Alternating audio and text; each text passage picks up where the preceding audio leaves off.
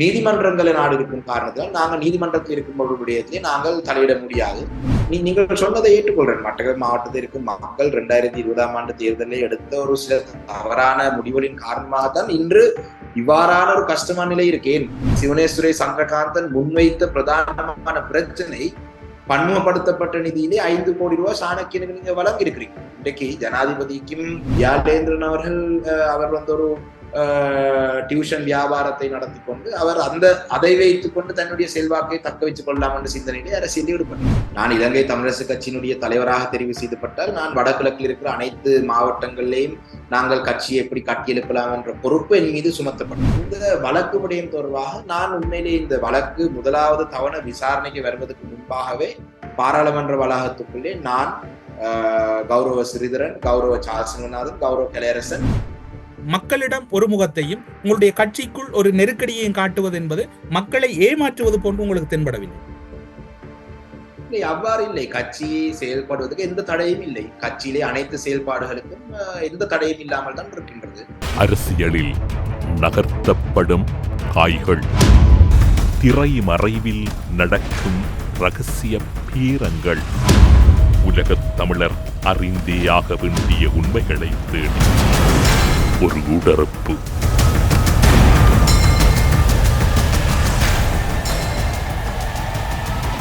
இலங்கை தமிழரசு கட்சியின் மட்டக்களப்பு மாவட்ட நாடாளுமன்ற உறுப்பினர் ராசமாணிக்கம் சாணக்கியன் அவர்களை ஊடறுப்பு நிகழ்ச்சியோடு இணைத்திருக்கின்றோம். ஊடறுப்பு நிகழ்ச்சியின் சார்பில் உங்களை வரவேற்பதில் மகிழ்ச்சி. வணக்கம். வணக்கம். வணக்கம். மட்டக்களப்பு மாவட்டத்தில் தொடர்ச்சியாக பல்வேறுபட்ட அரசியல்கள் பேசப்படுகின்றன, மக்களினுடைய உரிமை மறுப்புகள் பேசப்படுகின்றது. ஆனால் மாவட்டத்தில் வழமைக்கு மாறாக 2 அரசு சார்பு ராஜாங்க அமைச்சர்கள் மாவட்ட அபிவிருத்தி குழுக்கு பொறுப்பானவர்கள் என்று இருக்கின்றார்கள். எதற்காக தொடர்ச்சியாக மக்கள் பகுதியில் இப்படியான குற்றச்சாட்டுகள் முன்வைக்கப்படுகின்றன? அப்படியான பிரச்சனைகளை தீர்க்கக்கூடிய வகையில் உங்களிடம் இருக்கக்கூடிய ராஜாங்க அமைச்சர்கள் ஒத்துழைக்கின்றார்கள் இல்லையா, அல்லது எங்கு முரண் இருக்கின்றது? நன்றி. உடற்பு நிகழ்ச்சிக்கு சமகால அரசியல் தொடர்பாக கருத்துக்களை வழங்குவதற்கு எனக்கு அழைப்புதல் தந்ததுக்கு நன்றி. உண்மையிலே மட்டக்களப்பு மாவட்டத்தை பொறுத்தளவிலே தற்பொழுது நாங்கள் 2 விதமான பிரச்சனைகளை நாங்கள் பொதுவாக உரிமை சம்பந்தமான விடயங்களில் நாங்கள் முகம் கொடுக்கிறோம்.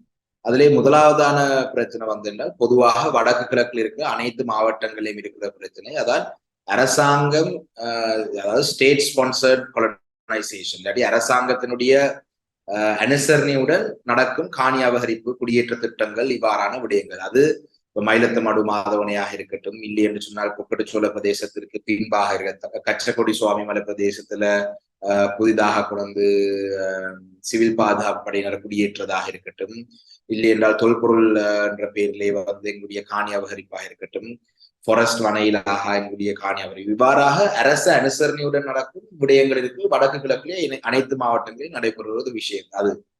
ஆனா மட்டக்களப்புக்கு விசேடமாக என்றால் அரசாங்கத்துடன் இருக்கிற அமைச்சர்களுடைய அழுத்தத்தின் காரணமாக மக்கள் இன்னும் பல சிக்கல்களை முன்கொடுக்கிறார்கள்.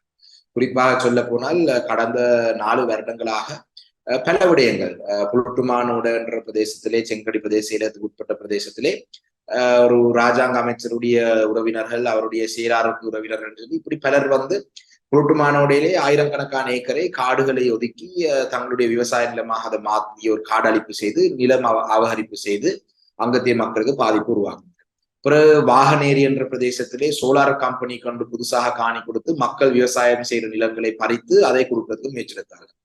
பிறகு வாகரையிலே பாத்தீங்கன்னு சொன்னா மக்கள், ஆயிரக்கணக்கான மக்கள் அன்றாட தங்களுடைய மீன்பிடி துறையிலே ஈடுபட்ட இறாலாக இருக்கட்டும், நண்டாக இருக்கட்டும், அந்த இருக்கிற ஓடைகளை பிடித்து அதிலே புதிய மீன் வளர்ப்பு திட்டம் என்று சொல்லி ஒரு கட்சி சார்ந்த உறுப்பினர்களுக்கு வழங்குற திட்டம். பிறகு வாகரிலே இருக்கிற இறால் வளர்க்கக்கூடிய காணிகளை இனம் கண்டு அந்த காணிகளை தங்களுக்கு வேண்டப்பட்டவர்களுக்கு கொடுக்க முடிச்சிருக்காரு. அதனூடாக அந்த பக்கத்திலே இருக்கிற மக்களுக்கு விவசாயம் செய்யற நிலம் இல்லாம போறது. அதோட சேர்த்தால் இலுமினைட் சம்பந்தமான பிரச்சனை, இப்படி பல பிரச்சனை இருக்கிற மண் வைக்கிறதுலே வயல் நிலங்கள் பாதிக்கப்படுறது, இப்படி பிரச்சனைகளை சொல்லி அடுக்கடுக்காக சொல்லிட்டே போகலாம். அண்மையிலே கூட இப்ப இலுமினைட் சம்பந்தமான ஒரு பிரச்சனை. உண்மையிலே இந்த இலுமினைட் சம்பந்தமான பிரச்சனைக்கு நேற்றைய தினம் சிவனேஸ்வரை சந்திரகாந்தன் அபிவிருத்தி தலைவர் சொல்லியிருந்தார். இது நல்லாட்சி காலப்பகுதியில தமிழரசு கட்சி பாராளுமன்ற உறுப்பினர்கள் அபிவிருத்தி குழு தலைவர்களாக இருக்கும் போது அனுமதிக்கப்பட்ட திட்டம். ஆனால் அது முற்றாக பிழையான தகவல். அந்த நேரத்திலே எங்களுடைய கட்சியை சேர்ந்தவர்கள் இந்த திட்டத்தை முழுமையாக எதிர்த்தவர்கள்.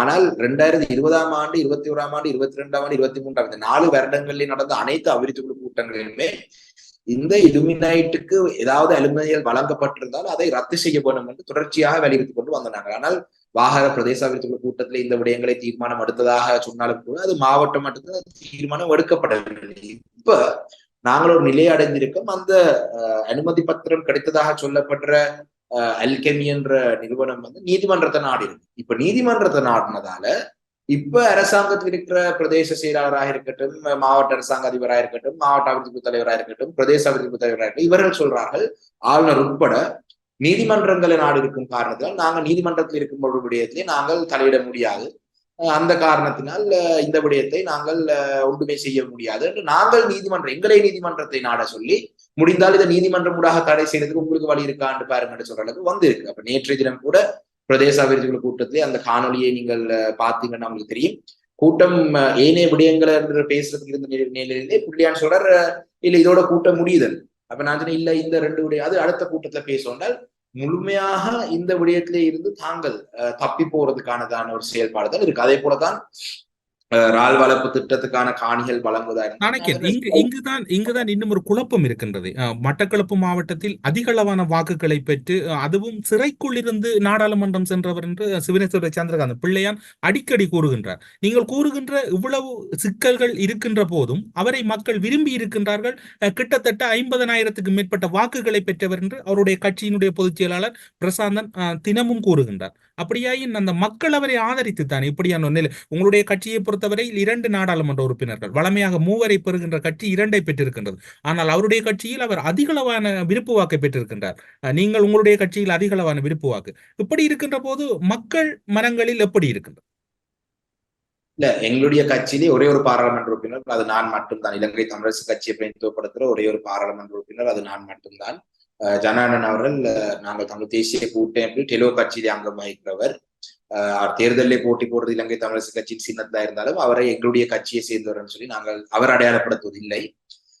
2வது விடயம் நீங்கள் சொன்னது 100% உண்மை. மட்டக்களப்பு மாவட்டத்திலே இருக்கிற மக்கள் வாக்களித்து தான் சிவனேஸ்வரி சந்திரகாந்தனுக்கு அந்த வாக்கு கிடைத்தது. ஹம்பந்தொட்டில் இருந்து வந்தவர்கள் இங்கே வாக்களித்தவரை பாராளுமன்றத்துக்கு அனுப்பவில்லை. அந்த காரணத்தினால் இன்று மட்டக்களப்புக்குள்ளே மக்களை தவறான வழியிலே கடந்த அதாவது 2015ஆம் ஆண்டு 2020ஆம் ஆண்டு வரைக்கும் பல பொய்களை சொல்லி பல வதந்திகளை எழுப்பி பல விடயங்களை சொல்லி உதாரணமா சொல்ல போனால் இந்த கல்முனை வடக்கு பிரதேச செயலகம் தொடர்பான பிரச்சனை எடுத்தீங்கன்னு சொன்னால் இந்த மீண்டும் ஆர்ப்பாட்டங்கள் ஆரம்பித்திருக்கு. இந்த விடயத்துக்கு தமிழ் தேசிய கூட்டமைப்பு தான் பொறுப்பு. அதனாலதான் இந்த கல்முனை வடக்கு பிரதேச செயலகம் அந்த ஒரு கணக்காளர் இல்லாத நிலையில் இருந்ததுன்னு சொல்லி தொடர்ச்சியாக சொல்லி வந்தார்கள். ஆனால் இன்று அவர்கள் தெரிவாகி 4 வருடமாகியும் இன்று கல்முனை வடக்கு பிரதேசத்திலே இருந்ததை விட மோசமான நிலைக்கு உபப்பிரதேச செயலமாக மாத்திருக்கு. அப்ப அவ்வாறு பல பொய்களை சொன்னார் அந்த நேரத்தில். அதோட சிவனேஸ்வரி சந்திரகாந்தன் அவர்களுடைய அந்த தேர்தலிலே அவர் போட்டி போட்டு அந்த 50,000 வாக்குகள் எடுத்தது அது 8 பேர் இணைந்தெடுத்த வாக்குகள். அவர்கள் அந்த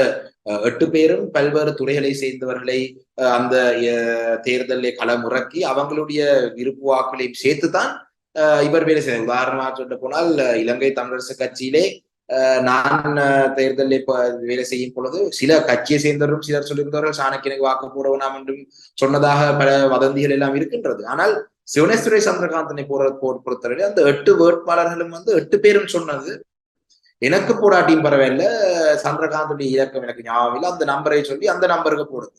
அப்ப அது 8 பேருடைய வாக்கு தான் சந்திரகாந்தனுக்கு வந்தது. எனக்கு கிடைத்த 33,000 வாக்கு கூடுதலானது எனக்கு கிடைத்த வாக்கள். அதுல என்னுடைய கட்சியிலே இருக்கிற 8 பேரும் எனக்கும் போட்டு சாணக்கியனுக்கும் போடுங்க, 8 வாக்குல எனக்கு போராட்டியும் சாணக்கியனுக்கு போடுங்கன்னு சொன்னா எங்களுக்கு அவரோட அதிகூடிய வாக்கு வந்திருக்கு. ஆனால் நீங்கள் சொன்னதை ஏற்றுக்கொள்றேன். மட்டக்களப்பு மாவட்டத்தில் இருக்கும் மக்கள் 2020ஆம் ஆண்டு தேர்தலில் எடுத்த ஒரு சில தவறான முடிவுகளின் காரணமாகத்தான் இன்று இவ்வாறான ஒரு கஷ்டமான நிலை இருக்கேன்.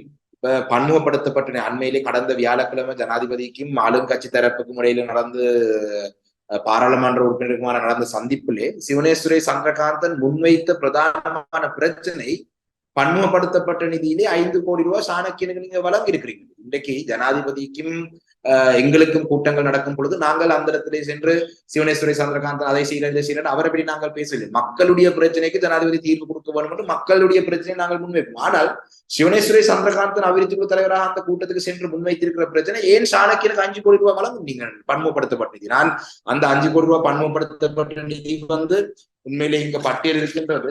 இது ஜனாதிபதி செயலகத்திலே விசேட அனுமதியூடாக தான் வந்தது. இருக்குது 318 வேலை திட்டங்கள் 5 கோடி ரூபாய் வந்தது.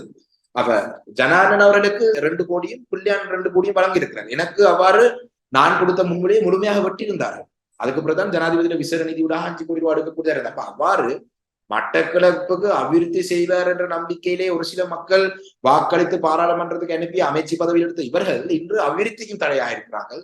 மக்களுடைய பல விடயங்களை சூறையாடி கொண்டிருக்கிறார்கள். மக்களுக்கு எதிரான செயல்பாட்டில் ஈடுபட்டு கொண்டிருக்கிறார்கள். இதை மட்டக்களப்பு மாவட்டத்தில் இருக்கும் மக்கள் புரிந்து கொண்டு எதிர்வரும் காலங்களிலே சரியான தீர்மானங்கள் எடுக்க வேண்டும். அதுதான் நான் அடிக்கடி சொல்லுவேன். மட்டக்களப்பு மாவட்டம் வடக்கு கிழக்கு அரசியலிலே குறிப்பாக தமிழரசு கட்சி மத்திய குழு கூட்டங்களிலே நான் அடிக்கடி சொல்லும் ஒரு விடயம் என்னவென்று சொன்னால், நாங்கள் வடமாகாணத்தில் இருக்கும் உதாரணமாக கிளிநொச்சி மாவட்டத்தில் இருக்கிற அரசியல் நிலவரங்களையோ யாழ் மாவட்டத்தில் இருக்கிற அரசியல் நிலவரங்களையோ மட்டக்களப்பில் இருக்கிற நிலவரங்களையும் நாங்கள் ஒப்பிட்டு பார்க்க முடியாது. சிலர் போலியான விடயங்களை வைத்து என்னை குறிவைத்து என்னுடைய வாக்கு வங்கியை குறைக்க வேண்டும் என்று என்னை தாக்குறதினூடாக அவர்கள் புள்ளியானை பலப்படுத்துகிற செயல்பாடை தான் எடுக்கிறார்கள். ஏனென்றால் இன்று தமிழரசு கட்சியிலே பாராளுமன்ற உறுப்பினராக இருக்கிற என்னை எனக்கு எதிரான பொய்யலை சொல்லி எனக்கு எதிரான நடவடிக்கை வதந்திகளை உருவாக்கி என்னை பலவீனமாக்குறதினூடாக மறைமுகமாக அவர்கள் சிவனேஸ்வரி சந்திரகாந்தனை வளர்த்து கொண்டிருக்கிறார்கள் என்பதை மிக தெளிவாக உணர்ந்து கொள்ள வேண்டும். சாணக்கியன் அவர்களை நீங்கள் இப்போது குறிப்பிட்டீர்கள். கல்முனை தமிழ் பிரதேச செயலகம் தொடர்பில் குறிப்பிட்டீர்கள் தொடர்ச்சியாக. அந்த இடத்தில் இன்னும் ஒரு விடயம் இருக்கின்றது, நீங்கள் மறந்து விட்டீர்களோ தெரியாது. வியாழேந்திரன் அவர்கள் உங்களுடைய கட்சியிலே நாடாளுமன்ற உறுப்பினராக இருந்து பின்னர் அவர் அரசு தரப்புக்கு சென்ற போது தேர்தல் காலங்களிலே அவர் குறிப்பிட்ட ஒரு கருத்து இப்போதும் சமூக வலைத்தளங்களில் பரவுகின்றது. கோட்டாபாய ராஜபக்ச ஜனாதிபதியாக பொறுப்பெடுத்து 3 மாத காலப்பகுதிக்குள் கல்முனை தமிழ் பிரதேச செயலகத்துக்கு முடிவு கிடைக்கும் என்று கூறினார். இப்போது அவரும் உங்களுடைய மாவட்டத்தில் உங்களுடைய கட்சியிலிருந்து பிரிந்து சென்று முதல் முறையாக மாவட்டத்தில் வெற்றி பெற்ற ஒரு நாடாளுமன்ற உறுப்பினர். அவர் தொடர்ச்சியாக சொல்லுகின்றார், நான் தொடர்ச்சியாக நாடாளுமன்றம் செல்லுவேன் என்று. அவருடைய கருத்தும் இங்கு இருக்கின்றது தானே. அவரையும் மக்கள் ஆதரித்தார்கள் தான். மீண்டும் அதுல 2 விடயங்களை ஞாபகப்படுத்தணும். அவரும் இலங்கை தமிழரசு கட்சியை சேர்ந்தவர்கள் அல்ல. அவர் பிளாட் அமைப்பை செய்துதான் தமிழ் தேசிய கூட்டமைப்பாக போட்டி போட்டு வந்தவர்.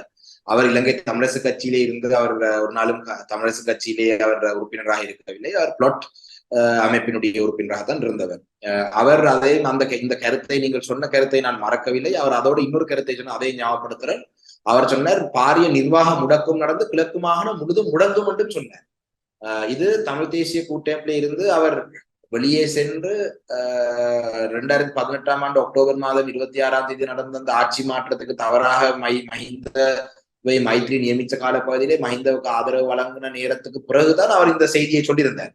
அதைத்தான் நான் சொல்லி வந்தேன். அதாவது மக்கள் இவர்களுடைய ஆசை வார்த்தைகள் வியாழேந்திரன் பிள்ளையான் உட்பட வியாழேந்திரனாலே இந்த மாவட்டத்திலே பாரிய சிக்கல்கள் இருக்கின்றது. ஆனால் வியாழேந்திரனை விட கூடுதலான பிள்ளையானுடைய செயல்பாடுகள் காரணமாக இருக்கின்றால் பிள்ளையான் தான் மாவட்ட அபிவிருத்தி குழு தலைவர். இவர்கள் இணைத்தலைவர்கள் என்று சொன்னாலும் இந்த மாவட்ட அரசாங்க அதிபர் மாவட்ட செயலகங்கள் அனைத்தையும் பலவிதமானது. நேற்றைய தினம் ஒரு அபிவிருத்தி அந்த குழு கூட்டத்திலே வியாழேந்திரன் அவர்கள் சொல்றார், செங்கலடி பிரதேச செயலக பிரிவு அவங்க மட்டக்களப்பில் இருக்கும் பெரும்பான்மையாக தமிழ் மக்கள் வாழும் 10 பிரதேச செயலகங்களை அவங்க 2 பேரும் 5 பிரித்தெடுத்திருக்கிறார்கள். அதாவது வியாழேந்திரன் அவர்கள் 5 பிரதேச செயலகங்களுக்கு அபிவிருத்தி குழு தலைவராகவும் பிள்ளையான் 5 பிரதேச செயலகங்கள் அபிவிருத்தி குழு தலைவராகவும் இருக்கிறார்கள். அப்ப வியாழேந்திரன் பிரதேச அபிவிருத்தி குழு தலைவராக இருக்கிற செங்கலடி பிரதேச செயலக பிரிவுக்குள்ள 20 மண் அனுமதி பத்திரம் புதிதாக வழங்கப்பட்டிருக்கு என்று அவர் ஒரு குற்றச்சாட்டை முன்வைக்கிறார். அதுக்கு பிரதேச சபைக்கு கட்ட வேண்டிய அந்த வரி காசை அவர் கட்டவில்லை. அப்ப அந்த இடத்தை நான் ஒரு கேள்வி எழுப்பியிருந்தேன் வியாழேந்திரன் அவரிடம், நீங்கள் பிரதேச அபிவிருத்தி குழு தலைவராக இருக்கீங்க, உங்களுக்கு தெரியாம யார் அங்க அனுமதி வழங்கினது? அப்ப இது வியாழேந்திரனுடைய கருத்து எப்படி இருக்கு? தனக்கு தெரியாம வேற யாரோ செய்யறாங்கன்னா, இந்த மாவட்டத்துல அவருக்கு தெரியாம வேற யாரோ செய்யறாங்கன்னா அது பிள்ளையானாகத்தான் இருக்கணும். அப்ப இந்த கூடுதலான காணி அபகரிப்பு இந்த விடயங்களிலே ஈடுபாடு, இந்த குழுமானோட பிரச்சனை இப்படியான விடயங்களே கூட ஈடுபாடு ஆயிருக்கிறது பிள்ளையானவர்கள் தான். வியாழேந்திரன் அவர்கள் அவர் ஒரு டியூஷன் வியாபாரத்தை நடத்தி கொண்டு அவர் அதை வைத்துக் கொண்டு தன்னுடைய செல்வாக்கை தக்க வச்சுக் கொள்ளலாம் என்ற சிந்தனையிலே அரசியல் ஈடுபடுறார். நீங்கள் இப்போது குறிப்பிட்டீர்கள், உங்களுடைய கட்சியில் உங்களுக்கு தொடர்ச்சியான அதிருப்திகளும் விமர்சனங்களையும் எல்லோரும் முன்வைக்கின்றார்கள். அவற்றின் ஒரு வெளிப்பாடாகவே மட்டக்களப்பு மாவட்டத்தில் குறிப்பாக அது நீங்க பிள்ளையாக சொல்றீங்க. நான் அப்படி கட்சியிலே எல்லோரும் என்று நான் சொல்லவும் இல்லை. கட்சியில் இருக்கிற அப்படி நீங்க சொன்னதுக்குள்ள நான் அப்படி எந்த இடத்துலயும் சொல்லல. உங்கள் மீதான விமர்சனம் பிள்ளையானை ஒரு வகையில் அரசியல் ரீதியாக வளர்க்கின்றது, ஒரு சூழ்நிலையை ஏற்படுத்தி கொண்டிருக்கின்றது என்று குறிப்பிட்டீர்கள். நாங்கள் நீதிமன்ற விவகாரத்தை கதைக்க வேண்டியதில்லை. நீதிமன்றத்தில் உங்களுடைய கட்சியினுடைய வழக்கு இருக்கின்றது. அவை பற்றி நாங்கள் இந்த இடத்தில் கதைக்க முடியாது. ஆனாலும் சில தெளிவுபடுத்தல்களுக்காக சில வினாக்களை கேட்கின்றேன். நீங்கள் மட்டக்களப்பு மாவட்டத்தில் இருக்கக்கூடிய இலங்கை தமிழரசு கட்சியின் நாடாளுமன்ற உறுப்பினர், ஒரு முதன்மை நாடாளுமன்ற உறுப்பினர், ஒரு நட்சத்திர நாடாளுமன்ற உறுப்பினர் என்றுதான் இன்று உங்களை எல்லோரும் மட்டக்களப்பில் இருக்கக்கூடிய தமிழரசு கட்சி சார்ந்திருக்கக்கூடியவர்கள் பார்க்கின்றார்கள். அப்படி இருக்கின்ற போதும் இந்த வழக்கு விவகாரம் நீதிமன்றத்தில் இருக்கின்றது, வழக்கை பற்றி பேச வேண்டாம். ஆனால் அந்த வழக்கு தொடுத்தவரிடம் நீங்கள் ஒரு சமரச முயற்சியை செய்து இந்த கட்சி விவகாரங்களுக்காக இந்த விடயங்களை அவர் உங்களுக்கு தெரியாதவராக கூட இருக்கிறதுக்கான வாய்ப்பு இருக்கின்றது. அப்படி இருக்கின்ற போதும் கட்சி நலனுக்காக இது ஒரு நல்லெண்ண அடிப்படையில் இந்த விடயங்களை கதைத்து ஒரு முயற்சியை நீங்கள் செய்திருக்கின்றீர்களா? நான் தற்பொழுது இலங்கை தமிழரசு கட்சியிலே மட்டக்களப்பு மாவட்டத்தினுடைய தலைவர் என்ற அடிப்படையிலே இந்த நீதிமன்றத்தோட சம்பந்தப்பட்ட விடயங்களாக இருக்கட்டும், அதோட சேர்த்து சம்பந்தப்பட்ட விடயங்களை கையாள்றதை விட எனக்கு இன்றைக்கு இருக்கிற கூடுதலான பொறுப்பு மட்டக்களப்பை பொறுத்தளவுல தான். நான் இலங்கை தமிழரசு கட்சியினுடைய தலைவராக தெரிவு செய்யப்பட்டால் நான் வடகிழக்கில் இருக்கிற அனைத்து மாவட்டங்களிலேயும் நாங்கள் கட்சியை எப்படி கட்டியெழுப்பலாம் என்ற பொறுப்பு என் மீது சுமத்தப்படும். ஆனால் நான் இன்று மட்டக்களப்பு மாவட்டத்தினுடைய தலைவராக இருக்கும் காரணத்தினால் எனக்கு மட்டக்களப்பிலே எதிர்வரும் காலங்களில் இந்த ஆளுங்கட்சியை சேர்ந்தவர்களுடைய அடாவடித்தனங்களை குறைக்கிறதாக இருந்தால் நாங்கள் எங்களுடைய மட்டக்களப்பு மாவட்டத்தினுடைய கட்சியை பலப்படுத்த வேணும் என்ற செயல்பாடு தான் என்னுடைய சிந்தனை. அதாவது என்னுடைய பொறுப்பும் அதுதான். ஏனென்றால் நாளைய தினம் ஒரு தேர்தல் நடந்தால் நாங்கள் மட்டக்களப்பு மாவட்டத்திலே இலங்கை தமிழரசு கட்சி 3 ஆசனங்களை எடுக்க வேண்டும் என்ற நிலப்பாட்டிலே உள்ளவர் தான் நான். அந்த வகையிலே நான் இந்த விமர்சனங்களை பற்றி நீங்கள் சொன்ன பொழுதும் கூட நான் ஒரு பொழுதும் தொடர்ச்சியாக எனக்கு எதிரான விமர்சனம் தமிழரசு கட்சிகளுக்கு எனக்கு எதிரான அப்படி இல்லை. ஒரு 10 பேர் தான், விரல் விட்டு எண்ணக்கூடிய ஒரு 10 பேர் தான் இந்த போலியான விமர்சனங்களை முன்வைக்கிறதும், போலியான முகப்புத்தக கணக்குகளை வைத்து செய்திகள் எழுதுறதும், போலியான தகவல்களை வாட்ஸ்அப் குழுக்களை வைத்து பரிமாறுவதும், இவர்கள் எல்லாம் உண்மையிலே இவர்கள் கடந்த காலத்திலே மக்களால் தெரிவு செய்யப்படாதவர்கள். மக்கள் வேண்டாம் என்று மக்களால் தூக்கி எறியப்பட்ட ஒரு சிலருடைய விமர்சனங்களை உண்மையிலே நான் பெரிதாக அதை பற்றி அலட்டிக் கொள்றதில்லை. ஏனென்றால் இன்று மட்டக்களப்பிலே நாளைய தினம் ஒரு தேர்தல் நடந்தால் எங்களுடைய நோக்கம் என்ன? நாங்கள் மட்டக்களப்பிலே 3 ஆசனங்களை எடுக்க வேண்டும் என்றால் மட்டக்களப்பு மாவட்ட தலைவர் என்ற அடிப்படையில் எனக்கு தரப்பட்டிருக்கும் பொறுப்பு இல்லாட்டி நான் என் மீது எடுத்திருக்கிற பொறுப்பு அதுதான். நான் அதோட சேர்த்து திருவண்ணாமலை மாவட்டத்திலேயும் நாங்கள் அடுத்த முறை பிரதிநிதித்துவத்தை தக்க வச்சுக் கொள்ள வேணும். அம்பாறை மாவட்டத்தை நாங்கள் பிரதிநிதித்துவத்தை தக்க வச்சுக் கொள்ள வேணும். என்னால முடிந்த வரைக்கும் அம்பாறை திருவண்ணாமலை மாவட்டங்களிலேயும் நான் செயல்படுறது. ஆனால் நான் பொறுப்பாக இருக்கிற மாவட்டம் மட்டக்களப்பு மாவட்டம். அந்த வகையிலே நான் மட்டக்களப்பு மாவட்டத்தை தொடர்ச்சியாக கடந்த காலத்திலே நாங்கள் இந்த இரத்த தான முகாமாக இருக்கட்டும், தந்தை செல்வாவுடைய பிறந்த தினத்தை முன்னிட்டு சில நிகழ்வாக இருக்கட்டும், அவ்வாறாக கட்சியினுடைய நிகழ்ச்சிகளை கட்சியினுடைய வளர்ச்சியை நாங்கள் மிக வேகமாக நாங்கள் முன்னெடுத்து செல்றோம். உதாரணமாக சொல்ல போனால் நாங்கள் இலங்கை தமிழரசு கட்சியினுடைய வரலாறுலே மட்டக்களப்பு மாவட்டத்திலே ஒரு மாவட்ட கிளை என்று அமைக்கப்பட்டது நான் பாராளுமன்ற உறுப்பினராக தெரிவு செய்யப்பட்டதுக்கு பிறகுதான். 74 வருடங்களாக இந்த கட்சி இருந்திருக்கு. மட்டக்களப்புக்கு ஒரு மாவட்ட கிளை ஒரு காலம் அமைக்கப்படவில்லை. மட்டக்களப்பிலே மகளிர் அமைப்பு கொண்டு ஒரு காலம் இதுவரைக்கும் நான் எம்பியாக வரும் வரைக்கும் இருக்கவில்லை. மட்டக்களப்பிலே இளைஞர் அணி என்று இருந்தாலும் கூட அந்த இளைஞர் அணியை விஸ்தரித்து பிரதேச செயலக ரீதியாக இப்ப விஸ்தரிக்கப்படுது. மகளிர் அமைப்பு வட்டார ரீதியாகவும் இப்ப உருவாக்கி கொண்டு வருகிறோம். அவ்வாறு கட்சியை பலப்படுத்த வேண்டும் என்றதுக்காக நாங்கள் இந்த விடயங்களில் ஈடுபடுறோம். இந்த வழக்கை பொறுத்தளவிலே வழக்கு போட்டவர் எனக்கு நன்றாக தெரிந்த ஒருவர் தான். வழக்கு போட்டவருடைய ஒரு ஹோட்டல் ஒன்று அவருக்கு திருவண்ணாமலையில இருக்கு. நான் முதலாவது அவரை அறிமுகமானது திருவண்ணாமலையில P2Pக்கு நாங்க சென்ற பொழுது, நாங்கள் ஒரு தங்குறதுக்கு ஒரு இடம் தேவைப்பட்ட பொழுது மட்டக்களப்பை சேர்ந்த ஒருவருக்கு இங்க ஒரு விடுதி இருக்கு, நீங்கள் அங்க தங்கலாம் என்று சொன்னதின் அடிப்படையில தான் நாங்கள் அந்த இடத்தை சென்று நாங்கள் அன்று P2P நான் அன்று அங்க சென்ற அன்று மட்டக்களப்பு மாவட்டத்தை செய்த ஒரு முன்னாள் பாராளுமன்ற உறுப்பினர் அந்த விடுதியிலே வந்திருந்தார். அவர் அங்க தங்கவில்லை, அவர் அங்க வந்திருந்தார். அவர் மட்டக்களப்பிலே பூர்வீகத்தை கொண்டவர். ஆனா 30 வருடமாக திருவண்ணாமலையிலேயே திருமணம் செய்து அங்கே வசித்து வருவார். அப்ப அந்த வகையிலே எனக்கு அவரை அந்த 2020ஆம் ஆண்டு P2P காலப்பகுதி பிறக்கும் எனக்கு தெரியும். மற்றது அதோட இந்த வழக்கு போட்டதுடன் என்னையும் நானும் அவரும் ஒன்றாக நிற்கிற மாதிரி புகைப்படங்களை எடுத்து ஒரு சிலர் நான் சொன்ன 10 பேர்ல ஒருவர் தான் இந்த விமர்சனத்தை சாணக்கியனுடைய சகான் இந்த உடறப்பு நிகழ்ச்சியை கேட்கிறவரும் சரி பார்க்கிறவரும் சரி, இலங்கையிலே என்னுடைய புகைப்பட படங்கள் எடுத்தவர் 1000க்கும் மேலதிகமானவர்கள் இருப்பார்கள். இந்த P2P நடந்த நேரத்திலே என்னுடன் நான் நினைக்கிறேன் அந்த P2P மட்டுமே 1000க்கும் மேற்பட்ட புகைப்படங்கள் எடுக்கப்பட்டிருக்கு. இப்ப இவ்வாறாக நிலவரங்கள் இருக்கின்றது. ஆனால் இந்த வழக்கு விடயம் தொடர்பாக நான் உண்மையிலே இந்த வழக்கு முதலாவது தவணை விசாரணைக்கு வருவதற்கு முன்பாகவே பாராளுமன்ற வளாகத்துக்குள்ளே நான் கௌரவ ஸ்ரீதரன், கௌரவ சார்ல்ஸ் சிவநாதன், கௌரவ கலையரசன், நாங்கள் 4 பேரும் அந்த பாராளுமன்றத்துக்கு வெளியிலே இருந்து நாங்கள் எங்களுடைய பாராளுமன்ற உறுப்பினர் அண்ணன் கலையரசன் அவர்கள் தான் முன்மொழிந்திருந்தார். நாங்கள் ஒரு குழுவாக சென்று இவரை சந்தித்து இந்த கேஸை நாங்கள் வாபஸ் வாங்கலாம், இதை பற்றி பேசுவோம் என்று சொன்ன பொழுது அந்த நேரத்தில் அதுக்கு சொல்லப்பட்ட பதில் இல்லை, நான் இந்த இந்த இந்த நீதிமன்ற வழக்கை நாங்கள் வாதாடி நாங்கள் வெல்ல வேண்டும், நாங்கள் இந்த விடயத்தை நாங்கள் அவருடன் பேச வேண்டிய அவசியம் இல்லை என்ற மாதிரி சொல்லப்பட்டதா. யார் அந்த இடத்தில் அந்த விடயத்தை குறிப்பிட்டார்கள்? அந்த வழக்கை வாதாடி வெல்ல வேண்டும், அவரோட இணக்கத்துக்கு போகக்கூடாது என்று. இணக்கத்துக்கு போகக்கூடாது என்று இல்லை, இதிலே அந்த இந்த வழக்கு விடயத்தை பற்றி நான் அவடத்த 4 பேர் இருந்தாங்கன்னு சொல்றேன், அதுல நான் சொல்லவில்லையா, அந்த 4 பேரும் இருந்தது நடந்த சம்பவம். நான் இந்த வழக்கை பற்றி கூடுதலான கருத்துக்களை சொல்லி உள்கட்சி முரண்பாடுகளை அதிகரிக்க நான் விரும்பவில்லை என்றால் நான் பொதுவாக இந்த வழக்கு விஷயம் தொடர்பாக ஊடகங்களிலே பேசுவதில்லை என்று கூட நான் ஒரு தெரிவித்திருக்கிறேன் என்னுடைய மாவட்ட கிளைக்கு. ஆனால் நீங்க இந்த விடயத்தோட நாங்கள் மட்டுப்படுத்துவோம் என்றால் இந்த இவருடன் பேசவில்லையான்னு நீங்க கேட்டதுக்காகத்தான் நான் அந்த விடையை சொல்றேன். அவரிடத்தில் இருந்த 4 பாராளுமன்ற உறுப்பினர்கள் நாங்கள் இருந்தவன் சொல்றோம், அதிலே இருந்து ஒருவர் தான் சொல்லியிருந்தார் நாங்கள் இதை வாதாட வேண்டும், அவருடன் பேசக்கூடாது என்று சொல்றதை விட நாங்கள் இதை வாதாடுவோம், பல நிதி ஒழுங்குகள் நாங்கள் இந்த வழக்கை வாதாடுவதற்கு நாங்கள் செய்திருக்கிறோம், நாங்கள் பல சட்டத்தரணியை நாங்கள் சந்தித்திருக்கிறோம் என்று சொன்னதுக்கு பிறகு இதிலே ராணிக்கனவர்களை இப்போது வெளிப்படையாக பேச வேண்டும். யார் குறிப்பிட்டார்கள், யாரிடம் நிதி இருப்பதாக குறிப்பிட்டார்கள், யார் சட்டத்தரணி ஒழுங்குபடுத்துவதாக குறிப்பிட்டார்கள், யார் இந்த வழக்கை முடிவுக்கு கொண்டு வருவதாக குறிப்பிட்டார்கள்? நீங்கள் வெளிப்படையாக பேசுங்கள், இன்னும் தொடர்ச்சியாக பல விடயங்கள் பேச வேண்டும். நீங்கள் கேள்வி கேட்கிறது உங்களுடைய உரிமை, வெளிப்படையாக பேசக்கூடாதுன்றது எல்லாம் எனக்கு எதுவும் இல்லை. நான் 4 பாராளுமன்ற உறுப்பினர் இருந்தாக சொல்றேன், என்னுடைய பதில் அதுவாகத்தான் இருக்கும். ஏனென்றால் நான் இதிலே உள்கட்சி முரண்பாடுகளை அதிகரிக்க நான் விரும்பவில்லை.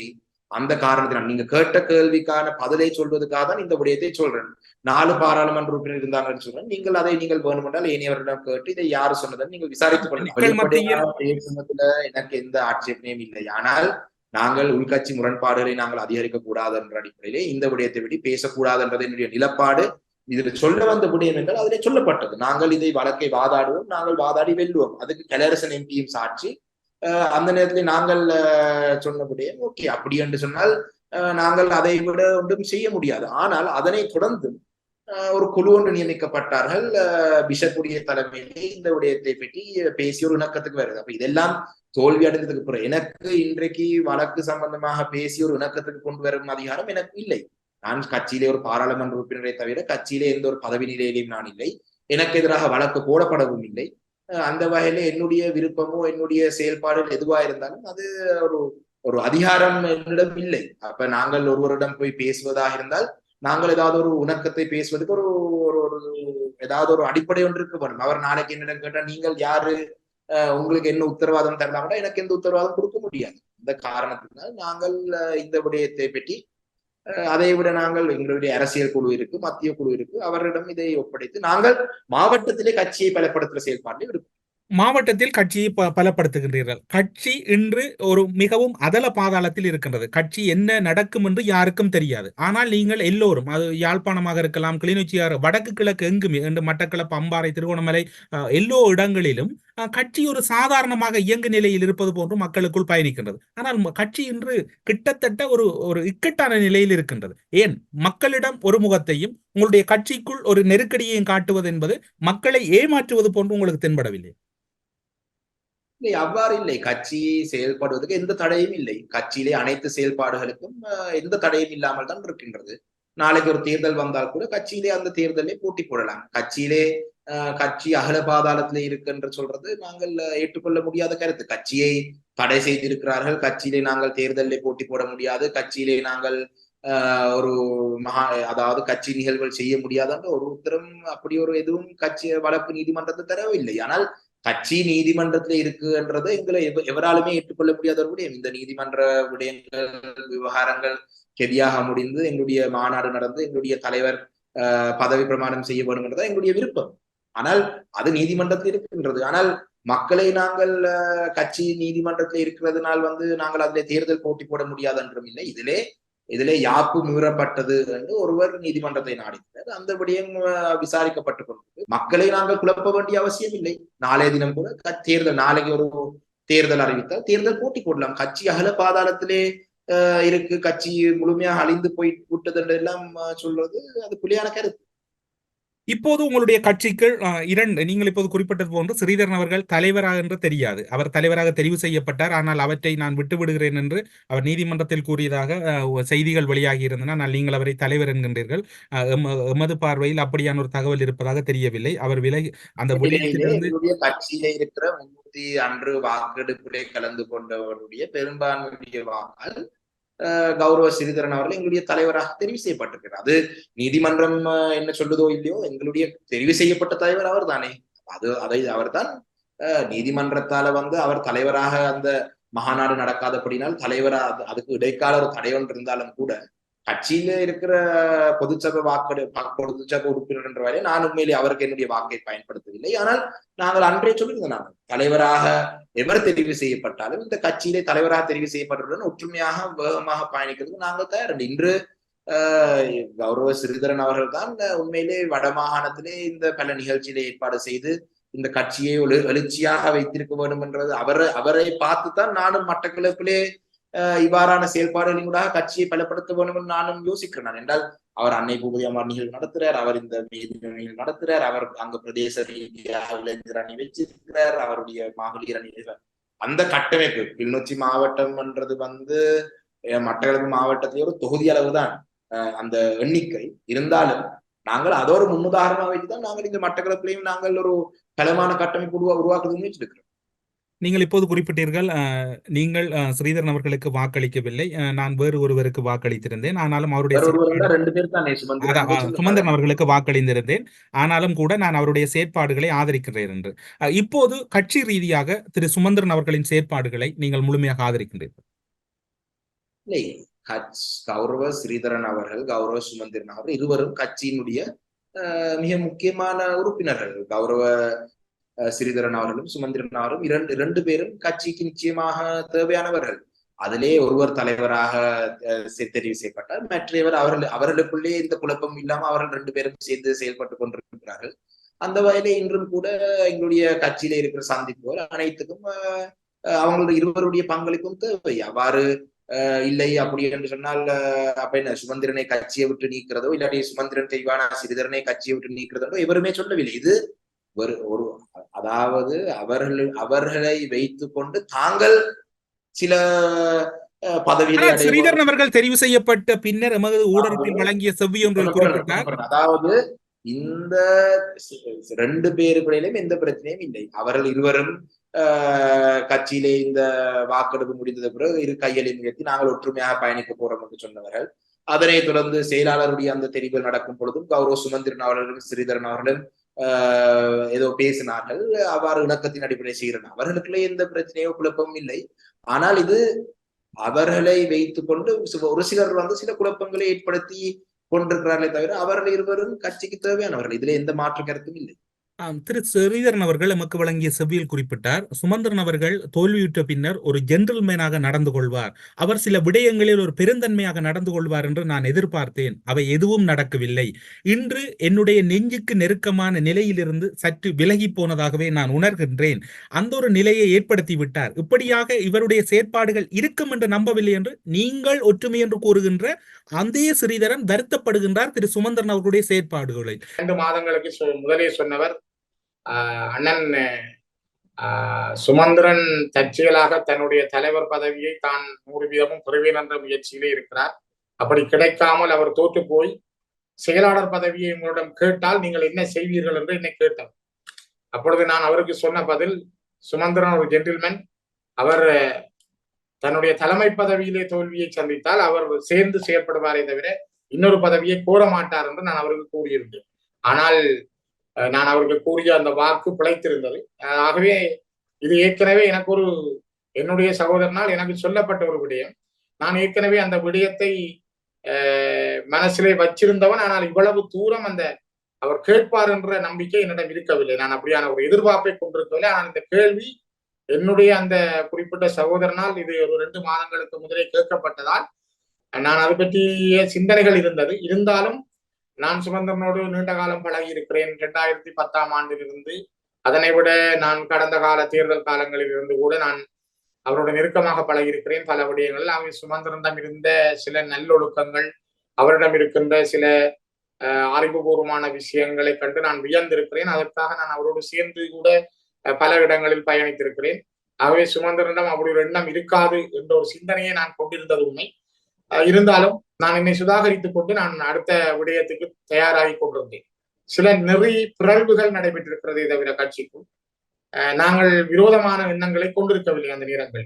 இப்பொழுது எனக்கும் சுமந்திரனுக்கும் இடையிலே ஒரு தெளிவான இடைவெளி ஒன்று ஏற்பட்டிருக்கிறது உண்மை. ஆனால் அப்பொழுதெல்லாம் நாங்கள் அவரோடு பேசிய பொழுது அல்லது இந்த ஒப்பந்தங்கள் எழுதப்படும் வரைக்கும் நான் நினைக்கிறேன் அவருக்கும் எனக்கும் இடையிலே அவ்வாறான இடைவெளிகள் இல்லை.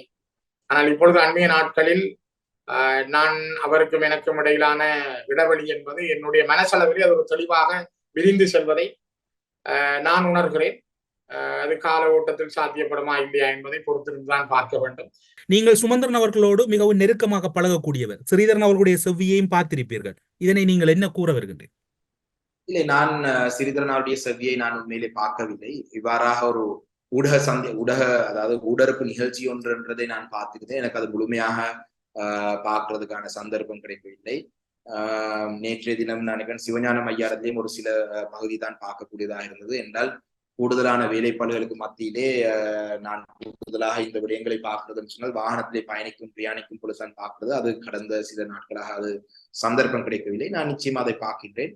உண்மையிலே அது கௌரவ சுமந்திரன் அவர்களும் கௌரவ ஸ்ரீதரன் அவர்களுக்கும் இடையிலே அவங்களுக்கு இடையில எதுவும் மெனக்கசப்பல் இருந்தால் அவர்கள் இருவரும் பேசி தீர்க்க வேண்டுமே தவிர இது கட்சியினுடைய பிரச்சனையாக நான் பார்க்கவில்லை. அது அவர்கள் இருவருக்கும் இடையிலான பிரச்சனை. இது கட்சி என்றது அவர்கள் 2 பேரும் மட்டும் இல்லை. கட்சி என்றது ஒரு பலமான கட்சி, 74 வருடமாக இருக்கிற கட்சி.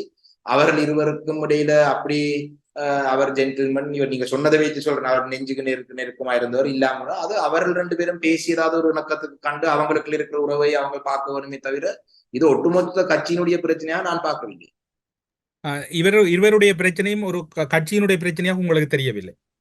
இல்ல, நீங்க சொன்ன கருத்தை வச்சு சொல்றேன். அதாவது நீங்க சொன்னீங்கள் அவர் நெருக்கமாக இருந்தவர், அவர் சற்று நான் கூறவில்லை. திரு ஸ்ரீதரன் அவர்கள் கூறியதையே நான் உங்களிடம் கூறினேன். கௌரவ ஸ்ரீதரன் அவர்கள் கூறியதாக நான் சொன்னேன். நான் அதை பார்க்கவில்லை. கௌரவ ஸ்ரீதரன் கூறியதாக நீங்கள் தான் கூறினீர்கள். அப்ப அந்த விடயத்தை வைத்துதான் நான் சொல்றேன். அவர்கள் இருவரும் தான் அந்த சுமந்திரன் அவர்கள் ஸ்ரீதரனை அவர்களுக்கு கொஞ்சம் இப்ப அவர் கொஞ்சம் தள்ளி போயிட்டாருன்னு சொல்லி அவர் சொல்றாருன்னா அது அவர்கள் இருவரும் பார்த்து இணங்க வேண்டிய விஷயமே தவிர அது ஒட்டுமொத்த கட்சியினுடைய பிரச்சனையா நான் பார்க்கவில்லை என்று தான் சொல்றேன். மட்டக்களப்பு மாவட்டம் தொடர்பில் நீங்கள் தொடர்ச்சியாக குறிப்பிடுகின்றீர்கள். இன்று மட்டக்களப்பு மாவட்டத்தில் இருக்கக்கூடிய உங்களுடைய தமிழரசு கட்சியினுடைய கிளைகள் அனைத்தும் புனரமைப்பு செய்வதாகவும் குறிப்பிட்டீர்கள்.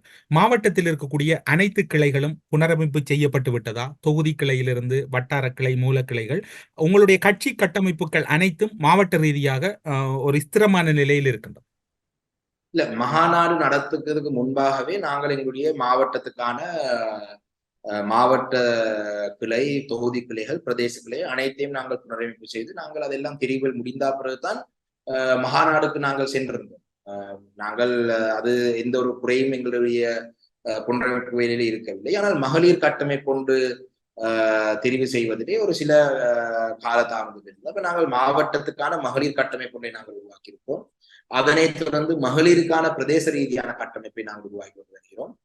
இளைஞர் அணி நாங்கள் தெரிவு செய்திருந்தோம் மாவட்ட ரீதியா. இப்ப நாங்கள் பிரதேச செயலக ரீதியாக இளைஞர் அணியை நாங்கள் அமைச்சு கொண்டு வருகிறோம். இது புனரமைப்பில் அமைச்சு கொண்டு வருகிறோம் என்றால் இது இல்லாத ஒரு விடயம். அதே போலதான் இந்த விடயம் உண்மையிலேயே கட்சி ஆப்பிளே இல்லாத ஒரு விடயம். கட்சி ஆப்பிளே மகளிருக்கான பிரதேசங்களையோ இளைஞருக்கான ஒரு அப்படி வட்டாரங்களோ என்றெல்லாம் இல்லை. ஆனால் வவுனியா மாவட்டத்தில் இருக்கின்றது, கிளிநொச்சி மாவட்டத்தில் இருக்கின்றது. அதே போல நாங்களும் மட்டக்களப்பு மாவட்டத்தை அவ்வாறு உருவாக்கி கொண்டு வருகிறோம். எதிர்வரும் காலங்களில் தமிழரசு கட்சி மட்டக்களப்பு மாவட்டத்தில் குழுக்களாக பிரிந்திருக்கின்ற ஒரு சூழ்நிலையை கடந்த காலத்தில் எதிர்கொண்டிருந்தது. இனிவரும் காலங்களில் அப்படியான ஒரு சூழ்நிலை இல்லாமல், அதனை குறிப்பாக கேட்பதற்கு காரணம் நீங்கள் தமிழ் தேசிய கூட்டமைப்பாக பயணித்தீர்கள். தமிழரசு கட்சியாக உங்களுடைய பலம் ஒரு நாடாளுமன்ற தேர்தல், மாகாண சபை தேர்தல் வருகின்ற போது எப்படி இருக்க போகின்றது? நாங்கள் இன்று பாராளுமன்றத்துக்குள்ளே நாங்கள் தமிழ் தேசிய கூட்டமைப்பாக தான் செயல்பட்டு கொண்டிருக்கிறோம். இவரும் தனியாக பிரிந்து பாராளுமன்றத்திலே செல்லவும் இல்லை. சம்பந்தன் ஐயா தான் இன்றும் தமிழ் தேசிய கூட்டமைப்பின் பாராளுமன்ற குழு தலைவராக இருக்கின்றார்.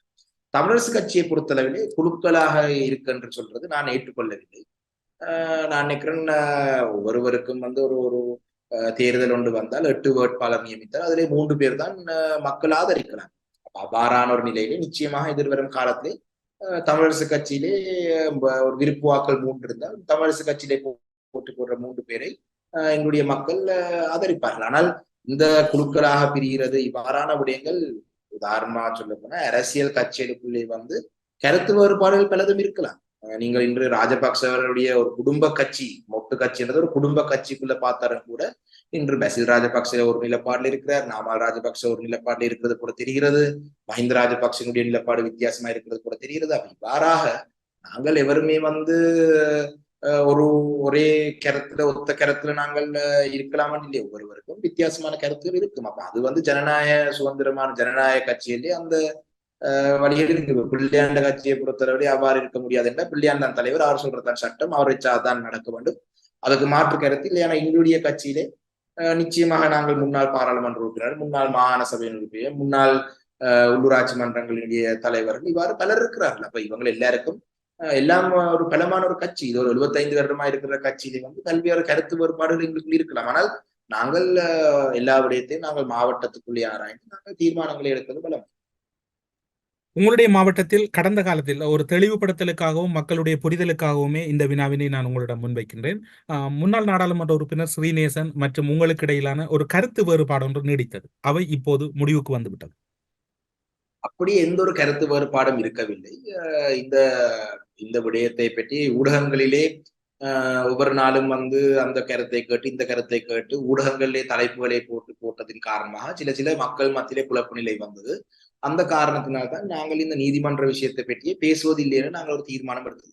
ஊடறுப்பு நிகழ்ச்சியில் இணைந்து கொண்டு இலங்கை தமிழரசு கட்சியினுடைய அரசியல் பயணமும் மட்டக்களப்பு மாவட்டத்தில் அரசு சார்ந்திருக்கக்கூடிய அமைச்சர்களுடைய செயற்பாடுகளும் மக்களினுடைய பயணமும் தொடர்பிலான பல்வேறுபட்ட அரசியல் மற்றும் மாவட்ட ரீதியான கருத்துக்களை எம்மோடு பகிர்ந்து கொண்டமைக்காக சிறப்பு நன்றிகளோடு உங்களிடம் விடைபெற்றுக் கொள்கிறோம். நன்றி, வணக்கம்.